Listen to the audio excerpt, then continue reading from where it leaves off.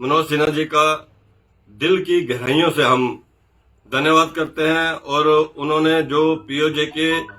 विस्थापित समाज के लिए एक बड़ा कदम उठाया है, वो एक बड़ा वेलकम कदम है। उसका हम स्वागत करते हैं और उनका धन्यवाद करते हैं। पीओजे के विस्थापित सेवा समिति पिछले 2 वर्षों से पाक ऑक्युपाइड जम्मू कश्मीर से विस्थापित समाज के लिए काम कर रही है। उनकी हर मांग को लेकर वो अग्रसर है। और पिछले दिनों जम्मू बोर कैंप के अंदर एक एलजी साहब ने एक बड़ा कैंप लगाया और उस कैंप में जब एलजी साहब ने भाषण दिया, वहां वो बोले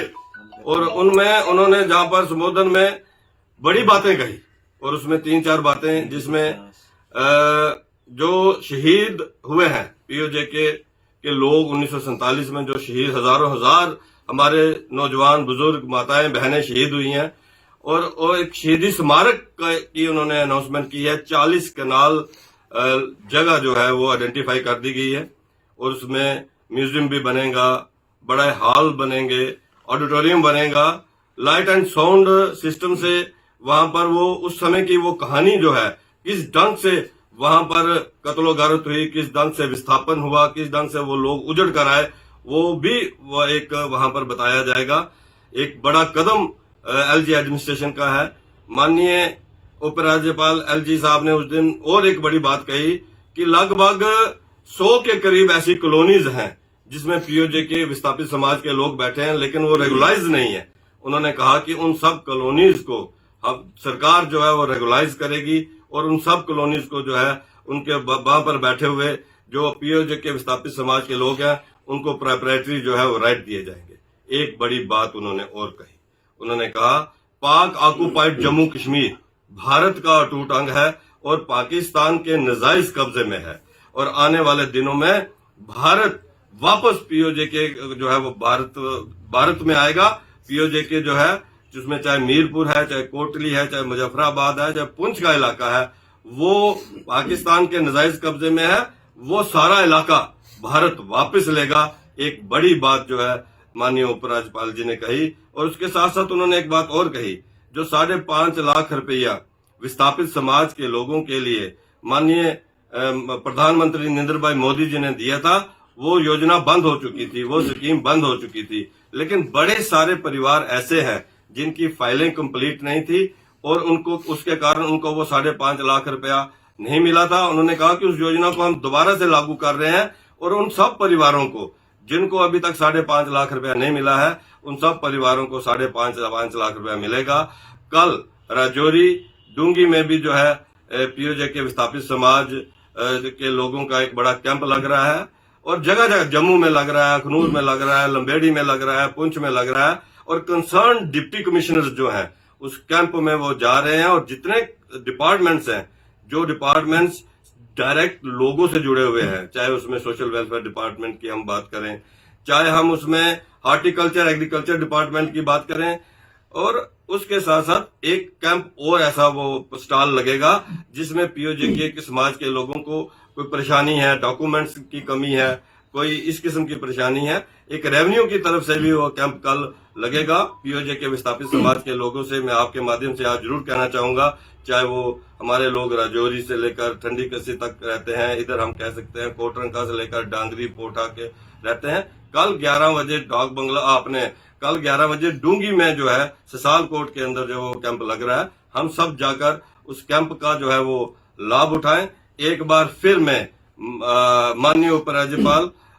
मनोज सिन्हा जी का धन्यवाद करता हूं और उन्होंने जो बड़ी बात कही, और वैसे भी जो बात है कि माननीय प्रधानमंत्री नरेंद्र भाई मोदी जी 135 करोड़ लोगों की बात करते हैं। 5 अगस्त 2019 के बाद जम्मू कश्मीर के अंदर रहने वाले हर समाज और हर वर्ग के साथ जो है इंसाफ किया गया, चाहे गुजर बकरवाल समाज को पॉलिटिकल रिजर्वेशन देने की बात हो, चाहे उनके फॉरेस्ट प्रोटेक्शन राइट की बात हो, इंटर डिस्ट्रिक्ट रिक्रूटमेंट बैन हटाने की बात हो, चाहे बेस्ट पाक रिफ्यूजीज की बात हो, चाहे यहाँ की बेटियों को राइट देने की बात हो, चाहे वाल्मीकि और गोरखा समाज को राइट देने की बात हो, वैसे ही पीओजे के विस्थापित समाज के लोगों के लिए एक बड़ा विस्थापित उनके शहीदी स्मारक बनना और उनकी कॉलोनीज को रेगुलाइज करना, 5.5 लाख की योजना को दोबारा से ओपन करना और देश के अलग अलग हिस्सों में रह रहे पाक ऑक्युपाइड जम्मू कश्मीर के जो लोग हैं, विस्थापित लोग हैं, उनको इनवाइट करना कि वो यहाँ पर आए, यहाँ का डोमिसाइल बनाएं, यहाँ पर रहें। 22,000 से ज्यादा लोगों का डोमिसाइल जो है, जो जम्मू कश्मीर के बाहर विस्थापित समाज के लोग हैं, 22,000 से ज्यादा लोगों का जो है वो डोमिसाइल जो है वो अभी तक बन चुका है। मैं फिर एक बार आपके माध्यम से पाक ऑक्युपाइड जम्मू कश्मीर के विस्थापित समाज के लोग जो यहाँ पर बसते हैं, कल वो जितने कैंप में आकर वहां पर सरकार की तरफ से लगाए गए कैंप में जाकर उनकी योजनाओं का लाभ लें। सर, जहां तक आपने बात की जम्मू कश्मीर के अंदर 300, देखिए, आपको इस बात को समझना होगा, क्योंकि मीडिया जो है वो आंख कान है समाज का, और सबको ये समझना होगा कि 5 अगस्त 2019 के बाद पहले जब नेशनल कॉन्फ्रेंस की सरकार थी, जब यहाँ पर अब्दुल्ला और मुफ्ती परिवार की सरकार रहती थी, यहाँ पर हम तो ये सुनते थे कि उस दौर के अंदर मंत्री जो है सिगरेट की डब्बी के ऊपर जो है अपॉइंटमेंट लेटर देते थे। उस दौर के अंदर बैक डोर अपॉइंटमेंट जो है वो हुआ करती थी, और आज वो सब बंद भी हैं। ये स्कैम उस समय रेगुलर हुआ करते थे, लेकिन वो लोग कभी सरकारें जो है इनको बाहर नहीं आने देती थी। यहाँ पर 5 अगस्त 2019 के बाद ये ठीक बात है, बदकिस्मती है कि हमारे युवाओं को बार बार जो है एग्जाम देना पड़ता है, बार बार तैयारी करनी पड़ती है, लेकिन सीबीआई को केस दे दिए गए। कितने लोग जो है इस समय तक अरेस्ट हो चुके हैं, उसके ऊपर पूरी इंक्वायरी जो है वो हो रही है, और SSR भी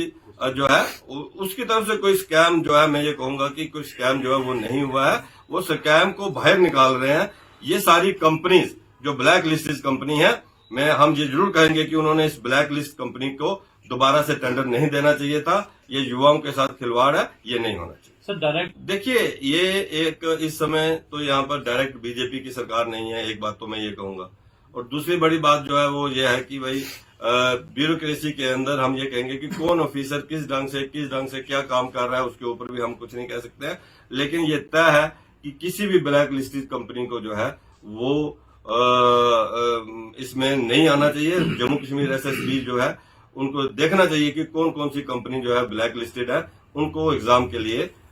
बिल्कुल उनको जो है टेंडर के लिए जो अलो नहीं करना। सर, जो दिल्ली पिछले दिनों हमारा भारतीय जनता पार्टी का एक डेलीगेशन जो है माननीय गृह मंत्री अमित शाह जी से मिला था, और हमने पूरे तरीके से, चाहे यहाँ के NYC की बात हो, चाहे यहाँ के डेली वेजेस की बात हो, चाहे यहाँ रैबरे खेल रैबरे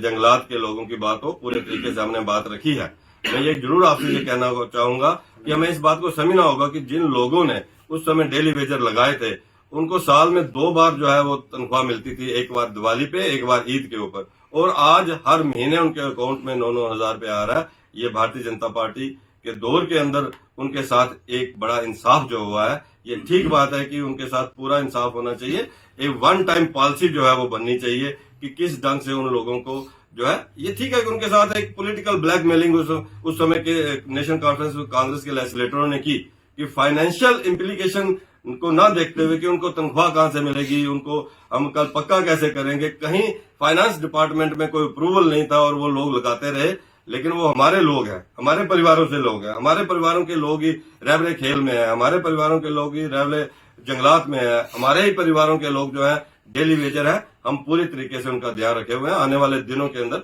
उनका हल हो।